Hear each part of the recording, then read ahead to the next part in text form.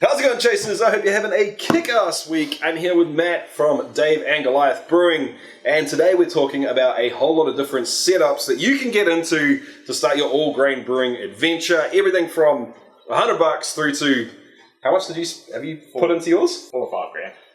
Ouch. Welcome to Distilling, everyone. This is the channel all about chasing the craft of home distillation and making it a legitimate hobby. Like I said in the intro, we've got Matt here, who's a absolutely kick-ass brewer, to walk us through a whole... You find that funny? Yeah. He finds that funny. He's modest, but he is. He's a damn good brewer. But we're going to walk through a whole lot of different setups here to give you an idea of what you might be into if you want to get into all-grain brewing. For brewing or for distilling, it's pretty much the same sort of setup. And we've got everything from, $100, maybe $200? Yeah. 250, 300, about $800-900 for a grain father, which is down there, and then like Matt said, his big sexy setup over there, which is it's nice. Brewing goals, guys, brewing goals. The first thing I want to talk about is the most simple setup you can possibly have. Brew in a bag, literally with a bag. So do you want to tell us how this thing works, Matt, and Yeah, just what the deal is? it's just a bag. And we're done! We're out! Really quickly, before we talk about the brew in the bag setup, let's talk about what an all-grain mash consists of. A beer made without using extracts and the little tins that you can buy, and Or for distillers, sugar, or, you're using grain and extracting all the sugars you need from the grain. Cool. And the way we do that is that essentially we mix crushed grain And with water. Yeah. And we want to hold it at a certain temperature. 60 to 70 degrees, depending on what you're after. Yep. And you want to hold it for about... An hour is a good rule of thumb. So to make an all-grain brew, you need a mash tun, right? Yep. What does a mash tun do? It's just where the grain and the water mix together and extracts the sugars. Cool. So the most basic version of a mash tun is just that, right? It's just a big vessel of some description where the two can mix together and chill. And you need to be able to separate them at the end. That's the key mixing point. Right. Okay. So you need to be able to separate the grain from the liquid, which is then wort, for beer especially. Now, some distillers will ferment on the grain. They'll skip this step, which makes it even more chill. But at some point in time, unless you're running a really sexy still setup that can handle grain and solids in the still, you're going to need to separate it anyway. So it's up to you guys. I'm leaning towards the side that it's easy to do it at this stage. So let's have a talk about this one, the brew in a bag setup, which is what? A pot. A big pot. And a bag. And a cheap-ass bag. That's literally it. Literally all there is to it. Run us through how that works, and while you're doing it, I'm going to go grab the burner. Cool. Yes, basically you'll fill this up with your strike water, and your grain will quite simply just go inside the bag. You'll mix it up so it's liquid touching everything basically, and sit it for your infusion time, and For an hour? yeah, and then you pull the bag out. And then at the end, you just literally lift this up, let it drain, and then the pot, which was your mash tun, can then turn it into the boil kettle, which saves you time, and more importantly, money. Yeah. That's why this setup's so cheap. So obviously we need to be able to heat this thing, Matt. What are the options for that? You have gas burner or electric. You can either get things you can hang in there and plug in, or have, if you know a welding mate, get stuff cut into the side, elements and whatnot. Right. That tends to get pricey pretty quick, right? So the simplest way is, if you're doing it small enough, you don't need a pot this big. This is 50 litres, but you don't have to go that big, right? Like if you're doing a 20 litre batch, you need what, maybe a 30 litre pot? Yeah. Would work? Yeah. And then if you're at that size, you can just literally pop it on the kitchen stove and beg forgiveness from your significant other. The other option is a gas burner, and these things run pretty cheap. And I mean, do you see any particular downsides to using? No, not at all. I use a gas setup for my system, and it works great. Yeah, cool. Yeah. This is actually my setup. This is what I use still on occasion. Is that you probably want to insulate this thing, right? So you're going to mash for 60 minutes. Yep. You get it in there, you hit your temperature, and then just cover it in blankets. Let it sit for an hour. Maybe have a stir in the middle. I mean, the great thing about it is that it's cheap it's easy to set up, and it's really easy to use, right? There's no faffing around. Yeah. Cleaning is a dream. Cleaning's a dream. So I know you can make kick-ass beer with these setups. I know medals have been won with brew in a bag setup. But is there any like downsides really to this? Yeah, all I can think of is clarity, temperature control, and the ability to sparge. Okay, so let's break those down real quick. The temperature issue is it's more of a brute force system. Yeah. I guess it's a little bit harder to control. Matt did mention clarity of wort as well. Do you want to go into a little more detail on the Voiloff side of things? So we'll talk about that in the next systems, but... Yeah, so in a system where you would have an out hole, basically. An out hole. And you would have an established grain bed that stays in there. Basically, as you bring it out, you pour it back over the grain, and it acts as a giant filter, all the grain, as it slowly sifts through the grain, and it'll get clearer and clearer. So at the end of your mash, you would recirculate a couple of times until it was running clear. You can't do that with this system. Alright, let's move on to the next setup. So, version number 2, which is, depending on where you are and how much you can scrounge parts, I'm guessing somewhere between sort of $150 and $300 New Zealand, which is, what, like $100 to $200 American, somewhere around there, is a basic 3-vessel cooler system. So this is similar to the boil in the bag before. It's got a mash tun vessel. However, you don't pull the bag out in this. This will have some sort of way of screening in the bottom. So this has a mixture, you'll see soon, a mixture of copper pipes with small holes in it. It can be as simple as a perforated plate at the bottom, where the outlet at the bottom takes from underneath that. Or people often use the Braid as well. Braids were good. Yeah, so it's some sort of system that lets the liquid through but stops the grain coming through, and then lets you drain out of the bottom here. So you can see the little copper manifold sitting in the bottom. It's super simple, and you can make this stuff yourself. Obviously, distillers, we get pretty good at working with copper. The one thing I would suggest is maybe consider not soldering that all together, so you can pull it apart and clean it. Why do people build these things in eskies, coolers, chili bins, whatever you want to call them? That's where our temperature comes in. Right. So they've got really good thermal insulation. Mash into here, you pop the lid on, and this is going to hold the temperature, within 1 degree probably? Over 60 minutes? My old one used to be about 1 degree, yeah. This is what you call an HLT, so this is where you prep your water first. Heat your water to the strike temperature. Right. Pour it in there. Or you can pump it across if you want to go flash guy and set up. And then you can also use this to double as your boil kettle at the end of the process. Once the work comes out of here, you can put it back into this. You can have 2 separate vessels for this as well. So you can have an HLT, a mash tun, and then a kettle. This saves you a bit of cash. You're spending more money on something like this compared to the last system we looked at, the brew in a bag. Super simple setup. What are the advantages, of any, for this sort of thing? Well, I would say it gets rid of all the problems with the other one. Okay. The main one that I see straight away is that you can sparge easier. Right. And the clarity, obviously. You can recirculate it over the top. It'll clear up your beer. It will keep all the husks and all the little bits that get through the filters in there. If you're trying to make really high-end good beer, probably not a bad idea, right? Yeah. People don't like bits in their beer. Nope. Alternatively, you can use something like this. This is stainless steel braid. Where would you get this stuff, dude?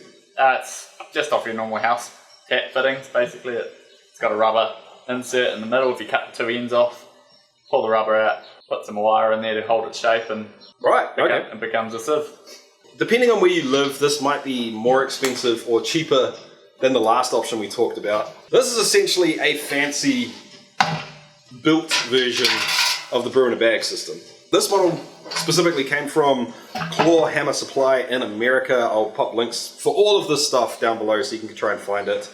What I really love about this is the rigid mesh basket, because it has an electrical element in the bottom, and if you're using bags, you have a tendency to melt the bag if they get too close. So in terms of operation, this is almost identical to the first one we showed you, the first brew in a bag, where the bag was actually a bag.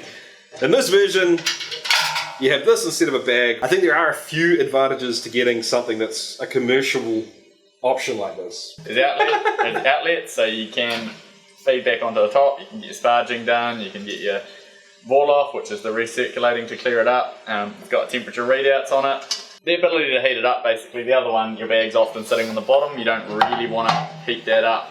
You get scorching, and there's all sorts of roads we can go down of why. Yeah. You can build I've seen people just put a stainless steel sieve upside down in the bottom of their bucket to hold the bag up off. There's ways around it, but it's just, it's the same thing. It does the same job as the first one in the same way. It's just there's less jerry-rigging things, there's less pissing around. It's just easier to use. This grain basket on its own is, it's just, hands down, like, it doesn't need all that other stuff. If you can just get a boiling bag with they call it a hot spider as well. You can, they're often skinnier, but it amounts to the same thing. So, a grain basket.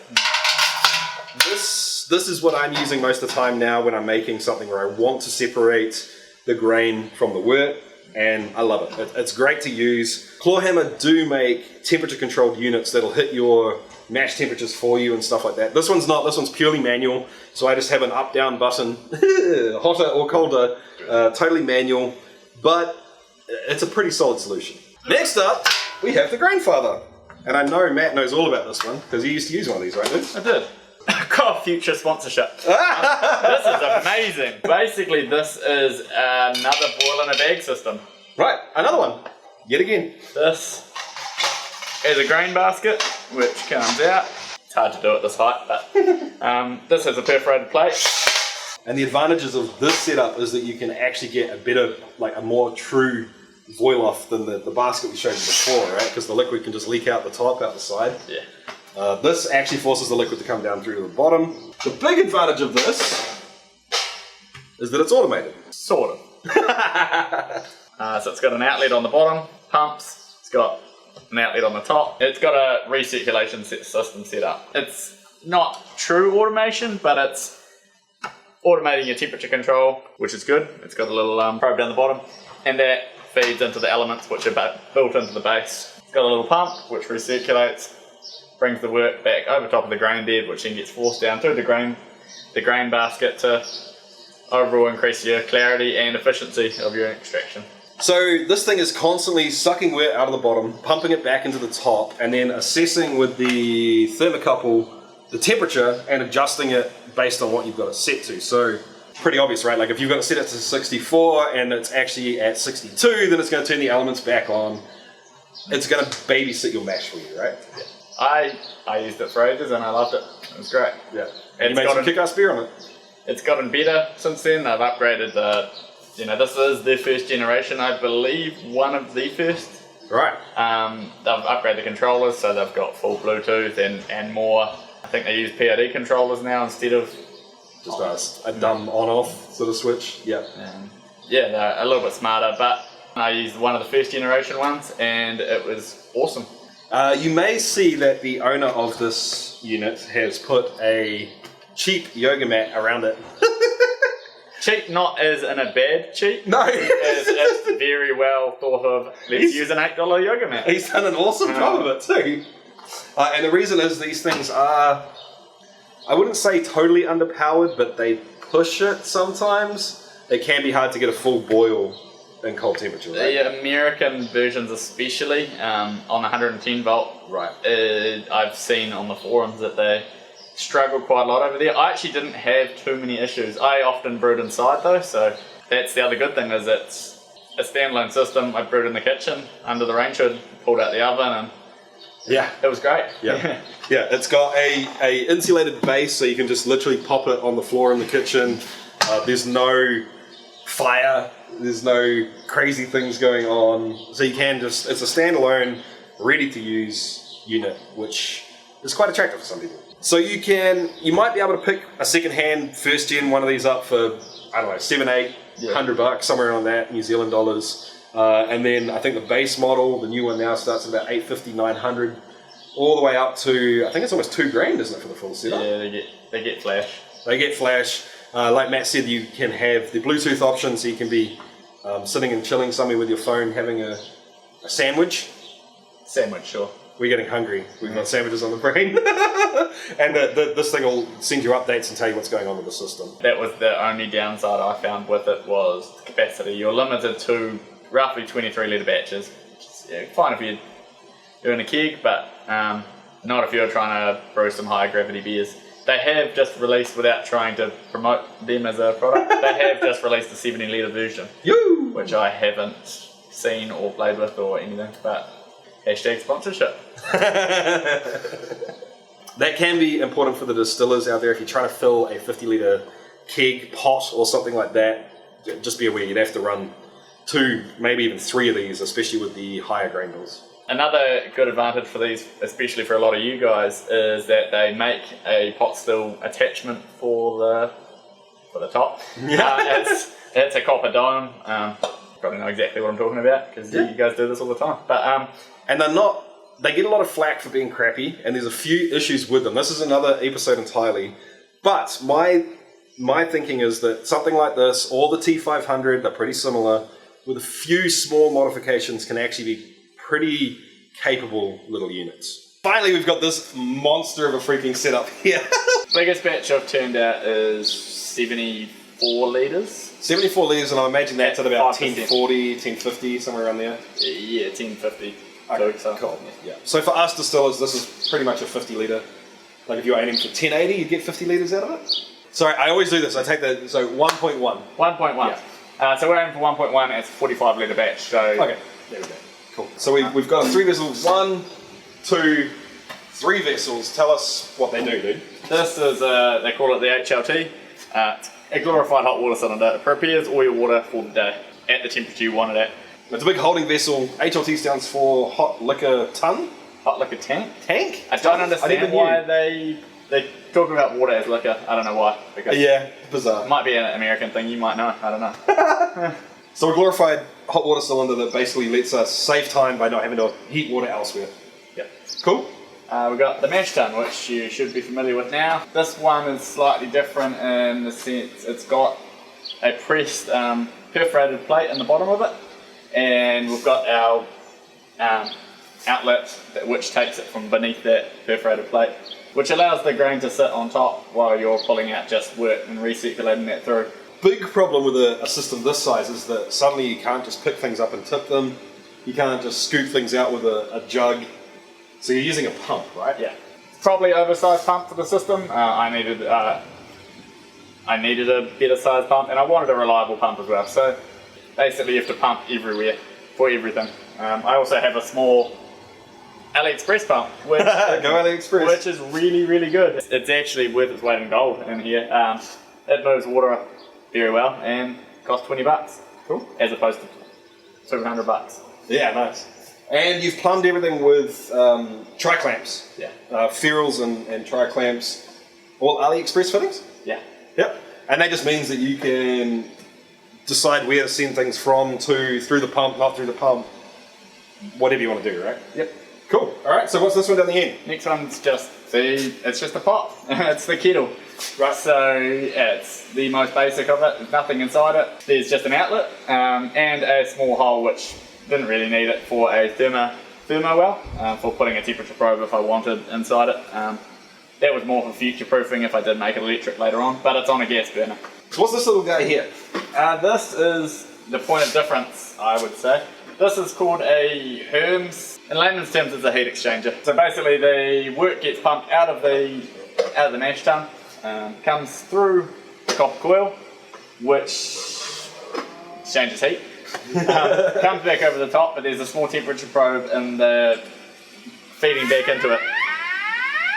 Didn't like that.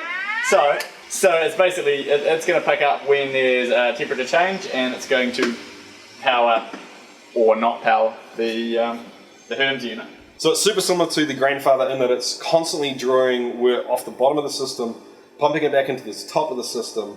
You've got a PID looking at the temperature and deciding whether or not to turn the element on to heat it or not, right? That's exactly right. So that means you can hit a specific mash temperature and then hold it there for the whole mash. I'm guessing you guys probably want to know a little bit more about this thing, so let's get in a little bit closer and we'll have a look. We've got the elements control, so we've got our HERMS, which is that again, and we've got our HLT, so I've got it so I can select either I think I've written it wrong, but it's basically a 2 or a 4.5 kilowatt element. Moving down, we've got our temperatures, so 3 temperatures. This one is for future, so it's not actually in operation at the moment. HLT temperature, Herm temperature, which is picked up going back, and then alarm switches basically, so if there's an alarm going off that I know there's a reason it's going off and I want it to shut up, I can just turn it off. Like happened just before. Yeah. And then we've got pumps. So we've got a HLT pump, which is just a recirculating pump, or for moving it around, and then the bigger pump for my recirculation of my mash tun. And for transferring it from the mash tun to the boil kettle, from the boil kettle to fermenter? Or do you just do that by gravity? No, yeah, I do that. Pump it in. Cool. And then a nice button when shit doesn't go too well. But shut everything down. Let's turn to custard. So that just kills the pumps and the elements, so it keeps everything else, so I can figure out why. It doesn't just kill the power. Okay. Yeah.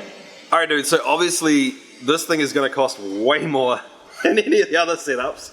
And honestly, there's 2 ways to go about this, right? You can buy it, which is going to cost you a fair amount of money, or you can try and build it yourself. If you're going to build it yourself, what are the skills you're going to need to make that happen? You can YouTube a lot of the electrical, but you want some solid electrical background. You are dealing with man voltages now, so yeah, you're not getting with the kiddie stuff anymore. So or at the very least, make sure someone that knows what the hell they're doing gives you a hand. Checks it before you turn anything on. Then stainless welding would be very ideal. I had access to friends who could stainless weld, which helped a lot. And the internet, everything is just there. A whole lot of the internet. Unsure about a certain aspect of it, just Google it and the internet will tell you. So there's actually kind of an open source project that runs most of this stuff called the Electric Brewery. I think it's just www.electricbrewery.com, right? Yeah. I'll put a link down below. It's an awesome project. They give you all the information to just go and do it yourself if they want to. Yeah. But you can buy parts from them directly or through their affiliate links to be able to buy parts and then follow the design. So mine was loosely based off their design. Basically just a picture, and it's what I do for a living every day. So yeah, he's a spike. I made it the way I wanted it, but I believe you can buy packages from, they range just from the plans to do it to, just all of the gear for you to assemble it and wire it yourself to a fully ready to plug in unit. Yeah, cool. And the other tip that I think we should probably throw out there is that you've used some more specialty vessels, but a lot of people use kegs for this stuff. Yeah, which is easy to get sometimes. Easier to get, yeah. I get this question all the time. The easiest way to get kegs is to talk to your local brewery. Tell them that you want to make a brewing system. They're more likely to help you out instantly. They're not going to have a keg for you right away, but tell them to get in touch with you and let you know when they do have one. Give them some cash, hook them up, be nice to them, and you'll get one eventually. Before we go into summing up what the best system is, I need to say a huge thank you to these guys here. The Patreons, there's no way I get to do this stuff without you guys. I thoroughly appreciate it. If you don't know what Patreon is and you're interested or you're thinking you might want to sign up, you can go to the link here, suss it out. If it's right for you, sign up. If it's not, don't worry. This content is always going to be free here on YouTube. Alright, so we've looked at a whole lot of different systems here. What is the best system? There is no best system. Uh-oh. The best system depends on the person. I built mine because I wanted to make more. You wanted bigger volumes, you wanted to make multiple, you're filling like 2 kegs per brew pretty much, aren't you? Yeah. 2 or 3 depending on, and a bit more control. So trying to replicate the recipe is pretty important. So as much control as you've got will help you with that. I had the grandfather and the chili bin set up, so that's my natural progression, has gone from the chili bin to the grandfather to this. Each step of the way it's gotten bigger and more control, but overall you can make perfectly good, as good a quality beer, gooder. You can make gooder beer. I mean, it's all just down to your process. So essentially what we're saying is if you just want to make a delicious beer, you can go out and grab yourself a brew in a bag setup for maybe $100 and be rocking it right away. But if you want to be ramping up in terms of volume and you want to be ramping up in terms of repeatability, you want to taste something, adjust, improve your process, improve the recipe, and make it again at a larger volume, then you start working your way up through the systems. Alright guys, so a huge thank you to Matt for helping us out, for showing us this other equipment and dropping some knowledge for us. I would really appreciate it if you jump in the comments down below and give this guy a shout out. I would also really appreciate it if you jump onto Instagram and check his profile out there.